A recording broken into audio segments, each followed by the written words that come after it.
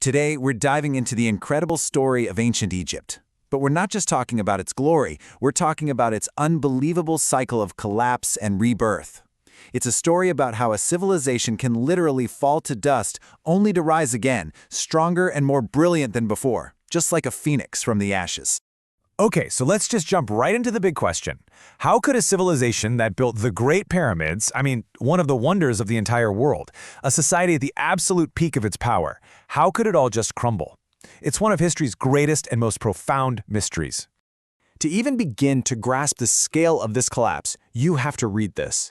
This is an absolutely harrowing quote, found inscribed in an ancient tomb. This wasn't just some political changeover. This was the complete and total breakdown of society, a descent into famine and desperation so awful that it's hard to even imagine. So what happened? Well, it wasn't just one thing. The fall of Egypt's Old Kingdom was a perfect storm, a deadly combination of factors that hit the world's first great nation-state and brought it completely to its knees. This really breaks down that perfect storm for us. First, a massive climate event triggered a brutal century-long drought. The Nile, which was the very lifeblood of Egypt, it just failed. As farming collapsed, so did the pharaoh's power. And into that void stepped the local governors, the nomarchs. With the central government failing, they became like little kings in their own regions, collecting their own taxes, raising their own armies. And then, the final blow. Pharaoh Pepi II ruled for an incredibly long time. We're talking maybe over 90 years. He outlived all his heirs, and when he finally died, it created a massive power vacuum. The chaos that followed Pepi II's death is just staggering. Think about this number for a second. In the 20 years after he died, an unbelievable 17 different pharaohs tried to claim the throne. This wasn't just a succession crisis. This was a complete implosion of the government. The very idea of a single divine ruler for all of Egypt was just shattering into pieces. And the result? A century and a half of darkness. Historians call this the First Intermediate Period, which is basically a polite term for an era when the unified nation of Egypt just stopped existing. It became this fractured land of warring lords, widespread famine, and a deep, deep crisis of faith. The entire cosmic order, the thing the pharaoh was supposed to guarantee, had been completely broken.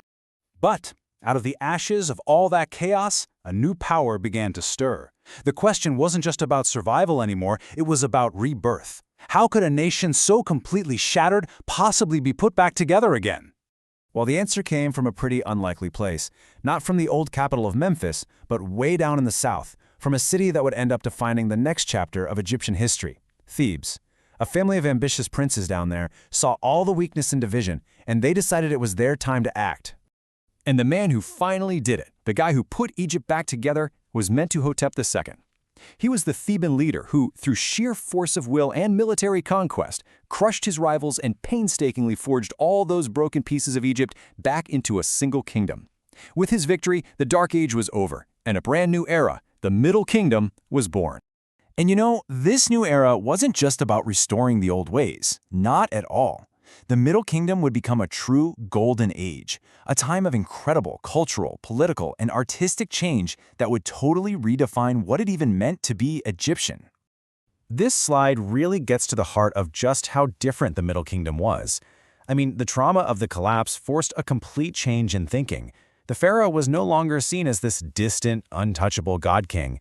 No, now he was a shepherd of his people, a leader whose job it was to take care of them.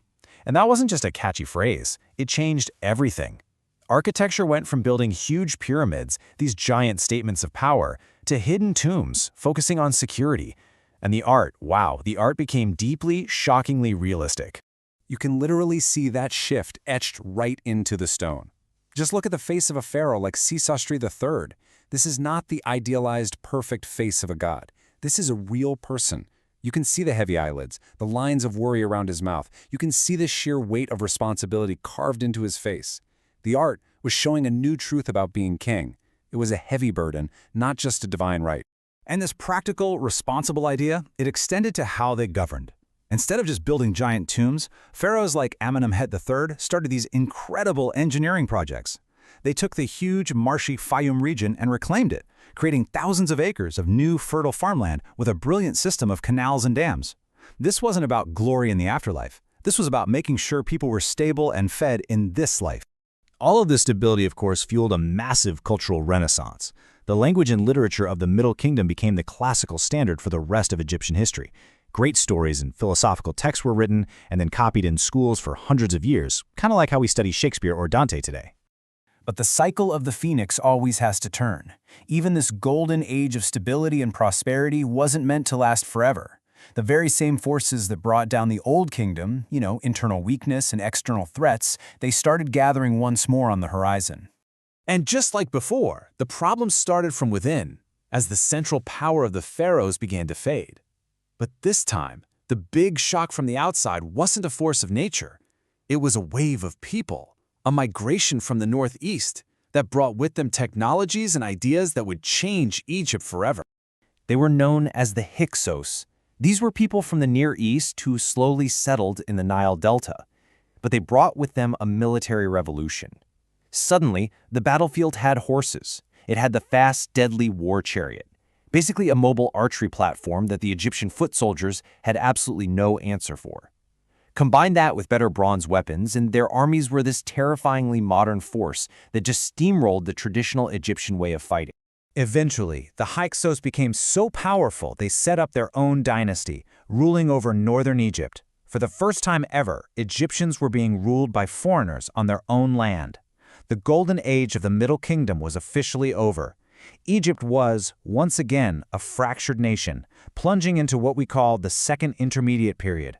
The phoenix had fallen from the sky, once more. And that leaves us with a pretty big thought. When you look at this incredible cycle, collapse brought on by climate change, political division, and disruptive new technologies, what does it tell us about our own world? Is it possible that every civilization is destined to fall and be reborn? Or are we also living in our very own phoenix cycle? And if we are, the most important question is, are we heading for a fall or are we on the verge of a rebirth? History isn't dust, it's a journey through time. Here on History LM, we tell it simply and fast. If you love discovering the past in just a few minutes, hit like and follow History LM. Your next journey through time is waiting.